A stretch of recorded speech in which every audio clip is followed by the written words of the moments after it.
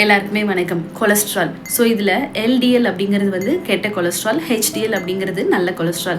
எப்போ இந்த கெட்ட கொலஸ்ட்ராலோட அளவு அதிகமாகும், நல்ல கொலஸ்ட்ராலோட அளவு வந்து கம்மியாகவும் இருக்குதோ அப்போ நம்மளோட கிளீனிங் சிஸ்டம் வந்து ரொம்ப வீக் ஆகுது, நம்மளோட ஆர்ட்ரிஸ் எல்லாமே வந்து பிளாக் ஆகுது. ஸோ இதை நம்ம வந்து அவாய்ட் பண்ணுறதுக்கு என்னெல்லாம் பண்ணலாம் அப்படின்னா, முதல் விஷயம் நிறைய தண்ணி குடிக்க ஆரம்பிக்கணும். நம்ம எந்த அளவுக்கு நிறைய தண்ணி குடித்து நம்மளோட கழிவுகளை வெளியேற்றுறோமோ அந்த அளவுக்கு நம்ம உடம்புல இருக்கக்கூடிய இந்த டாக்ஸின்ஸ் வந்து வெளியேற ஆரம்பிக்கும். நம்மளோட மெட்டபாலிசம் வந்து ரொம்ப சீராக இருக்கும். ரெண்டாவது, ரொம்ப நேரம் வந்து உட்கார்ந்துருக்கவே செய்யாதீங்க. முடிஞ்ச வரைக்கும் உங்களோட ஃபிசிக்கல் எக்ஸசைஸோ இல்லை ஃபிசிக்கல் மூவ்மெண்ட் வந்து கண்டிப்பாக இருக்கிற மாதிரி பார்த்துக்கோங்க.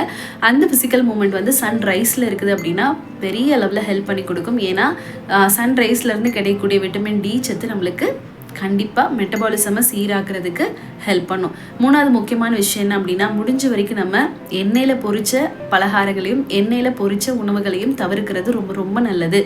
நம்ம வந்து முடிஞ்ச வரைக்கும் ஆவியில் வேக வச்ச உணவுகள் வந்து எடுத்துக்கிறது ரொம்ப பெஸ்ட்டு.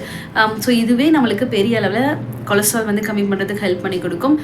ஒரு நாளைக்கு ஒரு ஸ்பூன் இல்லைனா 3 ஸ்பூன் அளவுக்கு எண்ணெய் எடுத்துக்கிட்டால் மட்டும் தாராளமாக போதும். அதுக்கு மேலே தயவு செய்து போகவே வேண்டாம்.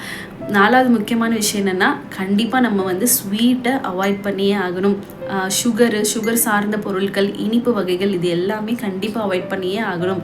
அஞ்சாவது முக்கியமான விஷயம் என்ன அப்படின்னா தூக்கம். நமக்கு என்ன நோய் வந்தாலும் சரி, நம்ம 7லேருந்து 8 மணி நேரம் ஆழ்ந்த தூக்கத்துக்குள்ளே போயிட்டு வரும்போது மட்டும்தான் அடுத்த நாளைக்கான எனர்ஜி வந்து நம்மளுக்கு கண்டிப்பாக கிடைக்கும். ஸோ இந்த விஷயங்கள் எல்லாம் நீங்கள் ஃபாலோ பண்ண ஆரம்பிச்சிட்டிங்க அப்படின்னாலே நம்மளால் இந்த நல்ல கொலஸ்ட்ராலோட அளவை கொஞ்சம் கொஞ்சமாக இன்க்ரீஸ் பண்ண முடியும். எல்டிஎல் கெட்ட கொலஸ்ட்ராலோட அளவை வந்து கொஞ்சம் கொஞ்சமாக கம்மி பண்ணவும் முடியும். ஆரோக்கியமாக வாழ வாழ்த்துக்கள். பகிர்வோம் தோழியே யூடியூப் சேனலை லைக் பண்ணுங்க, சப்ஸ்கிரைப் பண்ணுங்க, ஷேர் பண்ணுங்க, கமெண்ட் பண்ணுங்க. தேங்க்யூ.